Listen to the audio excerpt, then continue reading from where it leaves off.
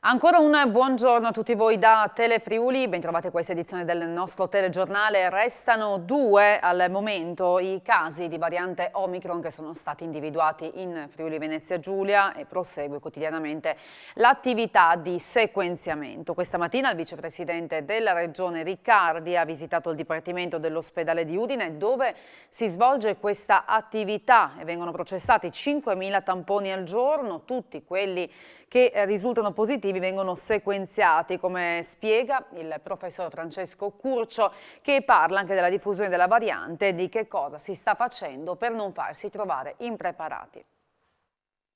Ha mostrato prima un grafico che riguarda l'evoluzione della variante Omicron. Attualmente nella nostra regione ci sono solamente 2 casi. La diffusione della variante UK, la prima che è arrivata e che ci ha cominciato a preoccupare, che nel giro di un mese e mezzo è diventata l'unica presente sul territorio della nostra provincia. La variante Delta ha fatto esattamente la stessa cosa qualche mese più tardi e adesso la variante Omicron farà più o meno la stessa cosa. Chiaro che in questo momento bisogna tenere molto alta l'attenzione perché va tracciato, soprattutto in questa prima fase in cui cominciano a comparire i primi casi della Omicron, i contatti per poterli contenere, per rallentare un po' l'evoluzione della diffusione della malattia. Noi sequenziamo tutti positivi, quindi non facciamo una distinzione su quale sequenziare e quale no. Tutti i positivi vengono sequenziati, dopodiché se nel sequenziamento si evidenziano delle varianti, queste poi vengono segnalate naturalmente alla struttura di riferimento regionale che poi trasmette l'informazione all'ISS. Quindi identifichiamo i soggetti, cerchiamo di isolarli cercando di rallentare la diffusione e nel frattempo vacciniamo con la terza dose la maggiore quantità possibile di persone in modo che quando poi la variante diventasse effettivamente quella predominante la popolazione è protetta. E alla vigilia delle decisioni del governo sulla stretta di Natale, il vicepresidente della regione Riccardi afferma che la misura fondamentale riguarda la riduzione da 9 a 6 mesi del Green Pass, bocciata invece, a parere di Riccardi, l'ipotesi dei tamponi per i vaccinati. Sentiamo. Beh, è chiaro che noi dobbiamo tenere sotto controllo le mutazioni, delle quali peraltro ancora non si conoscono le conseguenze in termini puntuali. Però lo sforzo è quello di lavorare sul sequenziamento. La ragione per cui anche oggi siamo qui è proprio per venire a riconoscere il lavoro importante che viene fatto in questi laboratori, dove è il cuore nel definire se esiste una possibilità di mutazione o meno e costruire la catena di trasmissione per cercare di tenerla sotto osservazione e sotto controllo, al di là di quella che l'evidenza scientifica ancora in questo momento non è in grado di dirci puntualmente gli effetti che questa produce. Siamo alla vigilia di alcune decisioni importanti che prenderà il governo, si parla appunto di questa stretta di Natale o di dopo Natale. Secondo lei quali possono essere le misure efficaci e distinguere tra vaccinati e non vaccinati ulteriormente è l'unica possibilità? Beh, la distinzione vaccinato-non vaccinato mi sembra chiara e il governo l'ha assunta. Poi l'altra misura che io considero centrale è questa vicenda della riduzione della durata del Green Pass in coerenza con quella che viene ritenuta l'efficacia della durata delle prime 2 dosi di vaccino, quindi da 6 a 9. Il rispetto delle regole che tutti abbiamo conosciuto, insistere molto su questo controllo.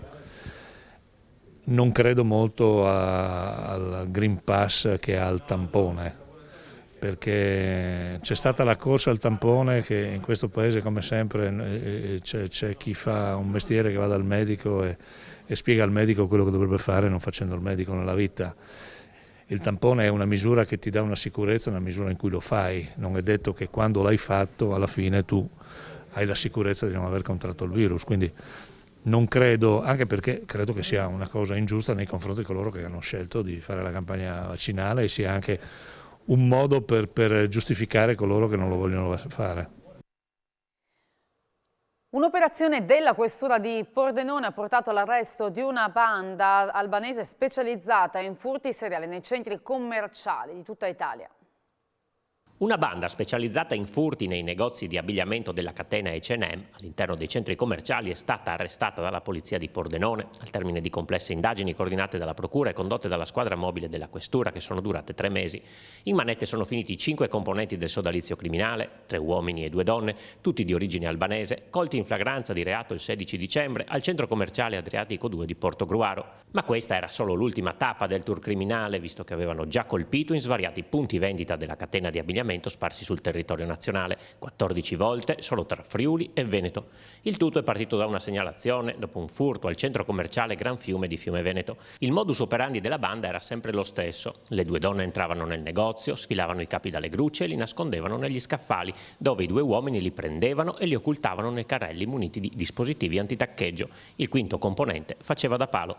I colpi erano rapidi e ripetuti anche nello stesso giorno. Sono in corso ulteriori accertamenti anche per individuare i canali della ricettazione della merce verosimilmente destinata all'estero. Dalle perquisizioni sono stati rinvenuti oltre 350 capi d'abbigliamento di varie taglie e misure, tutti marchiati H&M per un valore di oltre 8.000 euro, frutto dei recenti furti. Gli arresti e i fermi sono stati convalidati dal giudice per le indagini preliminari del Tribunale di Pordenone. Gli arrestati sono rinchiusi nei carceri di Padova, Verona e Venezia a disposizione dell'autorità giudiziaria.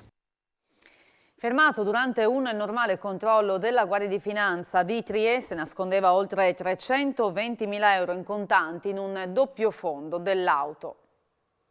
Da diversi anni tentava di trasferire all'estero denaro contante, 321.450 euro, suddivisi in 38 mazzette di banconote di piccolo taglio, eludendo la normativa valutaria sui trasferimenti transfrontalieri di valuta, ma è stato scoperto. Fermato dalle Fiamme Gialle di Trieste al confine con la vicina Slovenia, è stato trovato in possesso dell'ingente somma. Era nascosta in un doppio fondo creato nell'abitacolo della propria autovettura. A finire nei guai un cittadino di nazionalità albanese che ha detto di non aver nulla da dichiarare ai fini doganali e valutari. Il suo comportamento preoccupato e ansioso ha però insospettito i finanzieri, che hanno deciso di approfondire l'ispezione del mezzo con l'impiego di una unità cinofila. Proprio grazie all'intervento del cash dog è stata individuata l'apertura innaturale dissimulata da un tappetino sotto il posto di guida. Il denaro e l'auto sono stati sottoposti a sequestro probatorio, mentre il presunto spallone è stato segnalato all'autorità giudiziaria per i reati di ricettazione e di riciclaggio, al fine di valutare l'effettiva sussistenza di responsabilità di carattere penale nel contesto delle indagini preliminari. C'è stato un incidente nella notte che ha visto feriti gravemente 2 ragazzi di 22 anni, uno di Capriva, l'altro di Mossa. È successo in via Roma a Capriva e il conducente ha perso il controllo dell'auto finendo fuori strada, andando a schiantarsi contro un albero. L'intervento poi dei carabinieri, 2 ambulanze, un'automedica, l'elicottero sanitario e i vigili del fuoco che hanno estratto i 2 ragazzi dall'abitacolo incastrati. Poi il trasferimento agli ospedali di Udine e di Trieste. Grave malore nella notte per un 36enne che vive a Pagnacco e che poco dopo l'1 è stato trovato all'esterno della sua abitazione da un vicino di casa che aveva sentito strani rumori. È stato soccorso dall'equipaggio di un'ambulanza, intubato e trasportato d'urgenza all'ospedale di Udine, dove si trova ricoverato in terapia intensiva in prognosi riservata. Nel terzo trimestre 2021 le esportazioni della provincia di Udine nel confronto con lo stesso periodo dello scorso anno hanno registrato una forte crescita, più 33,1% da 1,3 a 1,7 miliardi di euro. Emerge dalle elaborazioni dell'Ufficio Studi di Confindustria Udine sui dati Istat, che segnalano come l'export sia aumentato anche rispetto al periodo pre-pandemico, con un più 15,4% rispetto al terzo trimestre del 2019.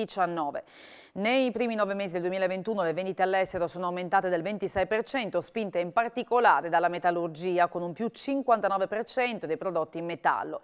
Al momento, comunque, commenta il presidente di Confindustria Udine Gianpietro Benedetti, il tema dei costi energetici preoccupa e ridimensiona i margini operativi. Il tema dell'inflazione sarà da monitorare nei prossimi mesi, con un possibile rallentamento della domanda. Risulta ancora più importante di sempre, conclude quindi Benedetti, innovare per produrre con maggiore valore aggiunto. È stata inaugurata ieri la casa di cura e custodia per ospitare i detenuti degli ex ospedali psichiatrici giudiziari a Maniago.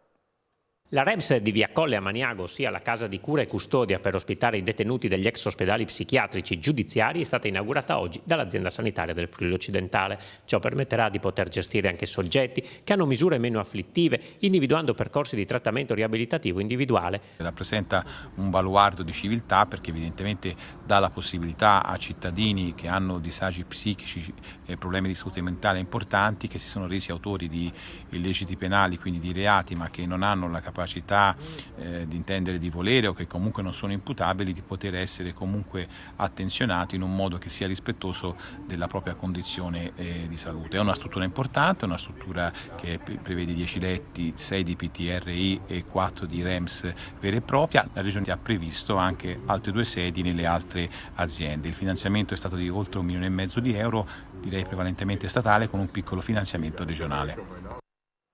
Cerimonia di consegna ieri mattina al Civiforum di Cividale nell'ambito di una scuola in regola, premiati 6 studenti eccellenti e 23 allievi con diplomi di merito. Dirigente Franceschini, anche in tempo di pandemia c'è spazio per le eccellenze a scuola? Lo spazio c'è e deve essere sempre il più ampio, perché questi ragazzi hanno lavorato in un ambiente che sicuramente si differenzia da quelli precedenti per difficoltà e complessità. Pertanto a loro va riconosciuto il merito di aver trovato l'eccellenza sia qui in scuola sia nelle aziende dove hanno prestato stage, e va loro riconosciuto con un momento formale come questo. Senta, dobbiamo dire gli sbocchi occupazionali, lo ribadiamo, chi aderisce a Civiforum, cosa succede poi? Grazie all'innovazione dell'attività nei laboratori e agli stage che vengono realizzati con le aziende del territorio, naturalmente i ragazzi trovano nel 70% dei casi lavoro entro il primo anno dall'uscita dalla scuola. Tra poco c'è a voi la linea, grazie per aver seguito il nostro telegiornale, arrivederci.